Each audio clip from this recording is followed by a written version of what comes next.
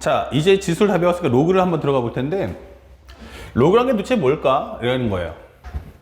아마 학생들 중에서 이 로그라는 것의 그 개념을 전혀 모른 채 이제 공부하는 학생들이 많아서 선생님이 재미삼아서 이제 개념 강의니까 설명해 주는데, 이 로그가 처음 만들어질 때가 언제냐면 바로 18세기예요. 우리가 알고 있는 르네상스 시절이죠. 이렇게. 자, 르네상스 시절에는 뭐가 가장 발달했습니까? 그러면 당연히 이제 미술도 발달했겠지만 가장 많이 발달한 것은 바로 이 천문학이었어요. 천문학.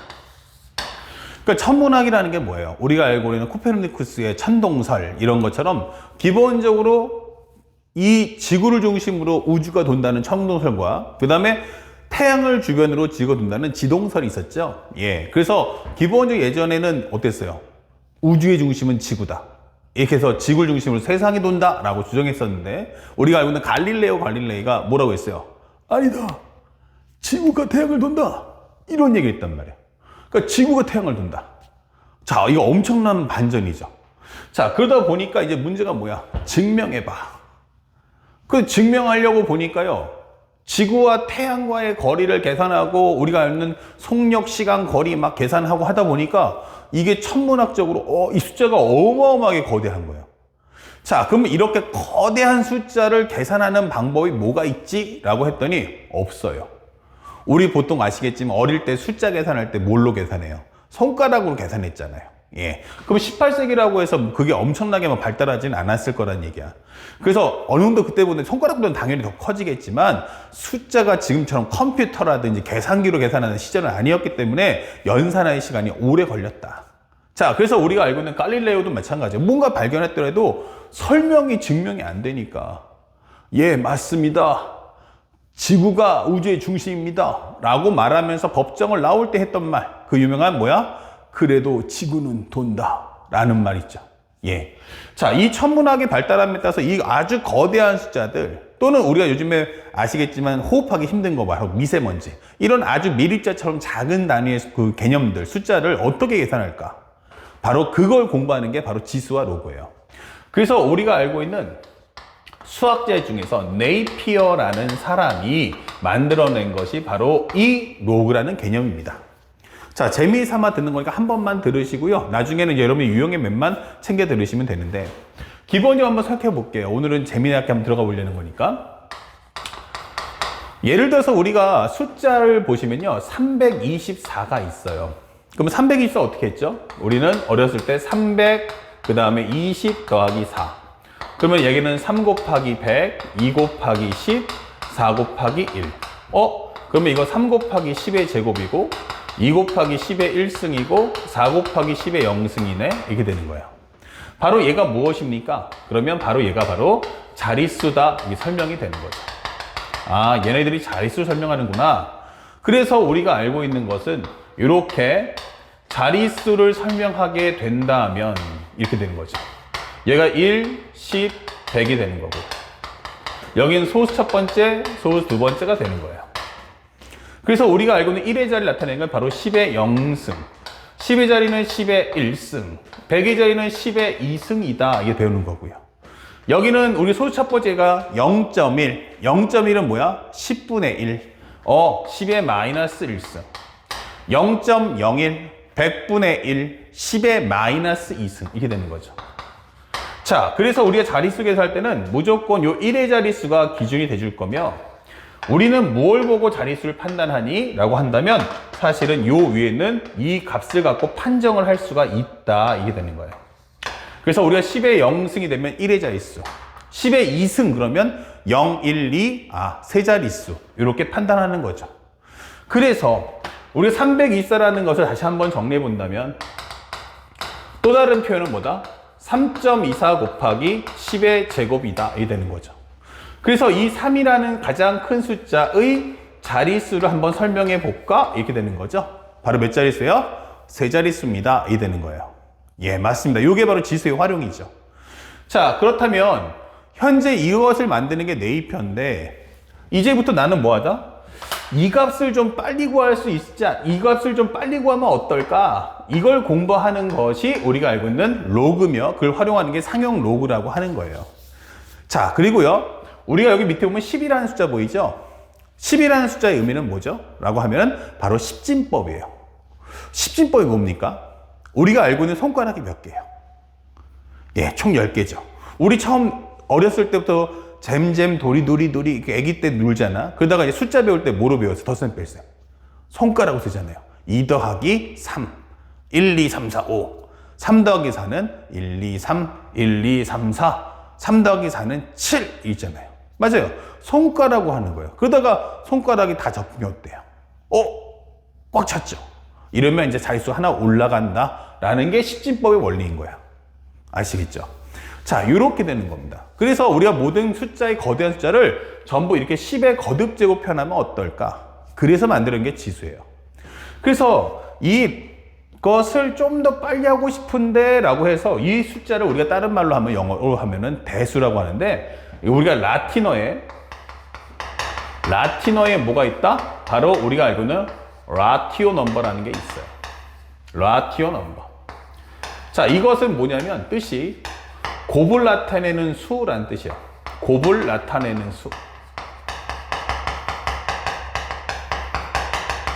영어로 하면 뭐가 되죠? 하면은 바로 로가리즘이 되는 거예요. 로가리즘. 이렇게. 그래서 이 머리 글자를 따오는 겁니다. 그래서 이게 로그라는 게 결국 라틴어는 알겠는데 실제로 성형이 안 되니까 영어를 따오는 거고 그 다음에 여기 있는 살짝 이 머리 글자 따오는 게 바로 로그예요. 그래서 혹시라도 로그가 궁금해서 영어 사전을 뒤져보신 분들은 거기 뭐로 나옵니까? 바로 통나무 이렇게 나와요. 혹시 이게 통나무 이론하고 상관관계가 있나? 라고 생각하시는 분이 있는데 통나무하고는 아무 상관이 없어요. 예. 대수라고 하죠. 대수란 건 뭐야? 숫자가 아주 거대하다. 그 뒤집어 가면 숫자가 아주 미세하게 작다. 예, 그런 숫자를 계산할 때 쓰는 거라는 뜻이에요. 자, 그렇다면 현재 우리가 로그를 공부할 때 아마 교과서나 개념서를 보시면 이런 설명이 돼 있죠. 정의. 현재 A X승은 B다. 그때 뭐라고 하죠? A는 0보다 크지만 A는 1이 아니고 B는 0보다 크다. 이걸 정의라고 해 라는 단어가 붙어 있어요. 이게 뭔 말이야? 왜 0보다 크고 1이 아니어야 되는데 이게 궁금했단 말이에요. 이걸 알아야 사실은 로그 법칙도 쓰고 상용 로그도 공부하고 하는 건데 사실은 이게 여러분들한테 질문할 때 이러죠. 여러분들 로가 뭐죠? 지수의 역연산입니다. 그러면 지수하고 로가 같은 겁니까?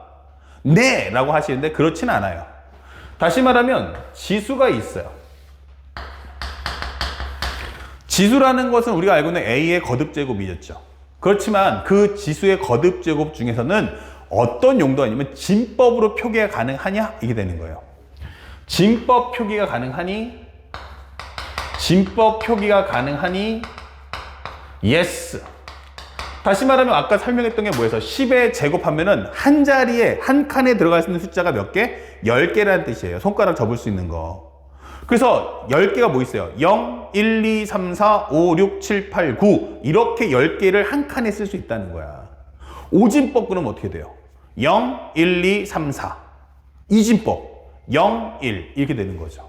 그래서 각각은 잘 들어야 돼. 이 10이라는 것은 한 칸에 들어갈 수 있는 숫자의 개수를 설명해줘요. 뭐라고요? 숫자의 개수라고요. 그러니까 이 밑에 들어갈 수 있는 것은 진법 표기가 되려면 요게 진법이 되려면 표기가 되려면 철저하게 이것은 개수의 개념이 되는구나. 그렇다면 이 개수가 되기 때문에 제일 중요한 건 뭐가 되면 안 돼? 음수가 되면 안 돼. 잘 들어야 될 게 마이너스 3의 3승 그러면 값은 마이너스 27이지만 이거는 진법으로 표현할 수가 없다고요. 이건 안 된다고요. 한 칸에 들어갈 수 있는 숫자의 개수 몇 개? 마이너스 3개. 어떻게 한 칸에 들어갈 수 있게 음수극에 될 수 있어요? 그러니까 이런 거는 안 된다. 선생님 0의 3승은 어때요? 하는데 0의 3승은 0이죠. 값은 구할 수는 있지만 중요한 건 진법으로 표기할 수 없죠. 한 칸에 들어갈 숫자의 개수는 0개 이런 뜻이잖아요. 그런 표기는 없다는 얘기예요. 그쵸? 그러면 선생님 1은요? 한데 1은요. 이 스스로가 1의 0승도 1이고 1의 1승도 1이고 1의 제곱도 1이고 1의 3승도 1이에요. 그래서 얘네들은 뭐 한다? 진법 표기가 안 됩니다. 이런 뜻이 된 거예요. 아, 그러면 진법 표기가 되는 애들은 미수가 철저하게 자연수만 되겠구나. 맞아요. 그래서 우리가 쓰는 건 전체 지수 중에서 지수는 미수가 음수든 영이든 양수든 상관없는데 그 중에서 진법 표기가 되는 애들만 로그로 바꿀 수가 있다는 뜻이에요. 로그가 될 수 있는 건 철저하게 진법 표기가 가능한 애들만 가지고 설명할 수가 있다. 선생님, 그러면 자연수라고 하면은 3분의 2 같은 경우도 안 되는 거 아닙니까? 라고 하는데, 만약 3분의 2의 10승이다 라고 할 때는 이건 진법 표기 안 되잖아 라고 하겠지만, 다른 해석으로 하면 2의 10승 나누기 3의 10승이라는 개념이 돼서 이 연산 후에 진법 표기를 계산해 주겠다라는 메시지가 되는 거예요. 그러니까 음수는 당연히 진법 아예 안 되는 거고 0이나 1도 안 된다는 얘기예요. 그래서 우리가 0보다는 크지만 1은 아니다라는 설명이 로그의 정의에 들어가는 겁니다. 자, 이런 부분은 이제 우리가 알고 있는 개념서라든지 학교나 학원이나 인강 선생님들이 안 해주신 경우가 많아요. 그러니까 요번 기회에 확실하게 한번 꽉 움켜 잡아주시면 좋겠어요. 그래서 지수와 로그는 상등이 아니고 지수 중에서 진법 표기가 가능한 애들만 모아서 역연산이 가능해진다라고 하는 겁니다. 그래서 이렇게 되는 애들만 모아보니 A가 0보다 크지만 1이 아니더라 이렇게 되는 거죠. 자, 그리고 이게 양수에 대한 거듭 제곱이니까 당연히 B도 뭐가 돼요? 얘는 always 양수가 될 수밖에 없겠구나 라는 건 너무나도 당연한 거죠. 자, 그러면 이 과정에서 다시 한번 볼게요. AX승은 B였어요. 근데 여기서 중요 포인트가 뭐냐면 나는 살짝 왼쪽 가볼까요? 내가 가장 원했던 건 바로 이 부분이에요. 이 값을 어떻게 하면 빨리 구할 수 있는데 이게 되는 거죠. 예, 그러니까 나는 10에 몇 승 할 때 그 몇 승만 알면 자릿수 빨리 구할 수 있단 말이에요. 근데 살짝 보니까 나 이것 좀 빨리 구하면 안 될까? 라고 질문하는 겁니다. 요것 좀 빨리 구하면 안 될까? 예. 그러면 얘를 구하고 싶으면요. 우리 뭐 해주면 될까요? 이 A를 넘겨줬으면 좋겠어요. 이 A를 넘겨줬으면 좋겠어요. 좋지. 나도 넘겨주고 싶어. 근데 우리가 연산이라는 게 있다. 두 수가 덧셈이면 어떻게 하면 돼요? 뺄셈. 뺄셈이면 덧셈, 곱셈이면 나눗셈, 나눗셈이면 곱셈. 맞아요. 사칙연산은 그렇게 역연산이 존재해요. 그러면 A하고 X가 무슨 관계야? 라고 물어봤어요. A하고 X는 곱셈 관계 아닙니까? 아니죠.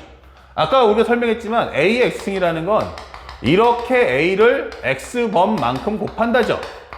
다시 말하면 A는 A끼리 곱하는 거야. A는 A끼리 곱하는 거지 A가 X랑 곱하는 건 아니에요.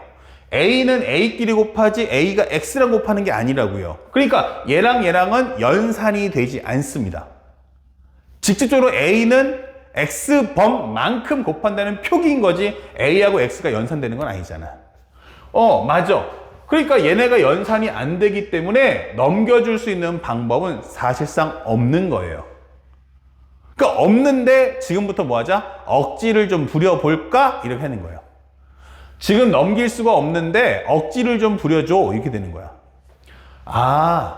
그러면 어떡하지? 쉽게 말하면 맡겨두는 거야. 그죠? 내가 너한테 주는 게 아니고 잠깐 보관 좀 해줘 하고 친구한테 맡기듯이 맡겨두는 거야. 좀 있으면 나 달래달라는 거지. 돌려달라는 거지. 근데 이게 쉽게 말하면 그렇다면 이걸 넘겨주게 되면 A하고 B도 얘가 연산이 아니니까 A랑 B도 연산하면 안 된다. 이게 되는 거죠. 우리가 연산이 안 되면 너도 연산하지 마. 이게 되는 거죠. 맞아요. 그러니까 어떻게 그걸 구분하지? 라고 해서 지금 방금 설명했던 거죠. 살짝 따라오면 바로 이 단어가 따라붙는 거예요. 곱을 나타내는 수 누구다? 이게 거죠. 로그 A. A가 뭔데? 아까 설명했지만 AX면 A를 N번만큼 곱하잖아. X만큼 곱하잖아. 그러니까 실제로 곱을 하는 대상은 누군데? A. 그러니까 A가 뭐야? 곱을 나타내는 수. 그게 뭔데? 로그. 신분증 하나 써주자. 로그 A라고 써주자. 곱을 나타내는 수 A다. 곱을 나타내는 수 뭐다? A 이렇게 되는 거예요. 그거에 B 이렇게 되는 겁니다. 그러니까 이 로그 A라는 건 누구 거야? 하면은 로그 거야. 현재 이것은 로그 거였네. 이게 되는 겁니다. 곱을 나타내는 수 A. 이건 잠시 너한테 맡겨놓은 거고 다시 내 돌려받을 거다 라는 메시지인 거예요. 자, 그러면 실제로 우리가 알고 있는 요 B라는 애는 어떻게 되는 거야? 라고 한다면 결국 얘는 잠깐 보관하기 때문에 얘랑은 서로가 절대로 연산을 할 수가 없죠. 잠시 보관하는 거야. 우리 조카를 내 동생이 오빠 우리 조카 좀 맡아줘. 응 알았어 하고 나한테 맡겨두고 가는 거야. 하루 지나면 다시 돌려줘야 되잖아요. 그쵸? 그런 것처럼 얘랑 연결되지 않아요. 그렇지만 신부는 구분해야 되니까 얘 이름을 뭐라고 하자? 진수라고 하는 거야. 이거는 참진자예요. 그래서 실제 우변에 있는 수가 누구였어? B였어. 실제 수는 여기 B구나. 맞아. 실제 수는 B. 다시 말하면 이 자리를 우리는 진수라고 표기를 해달라는 거예요. 아시겠죠?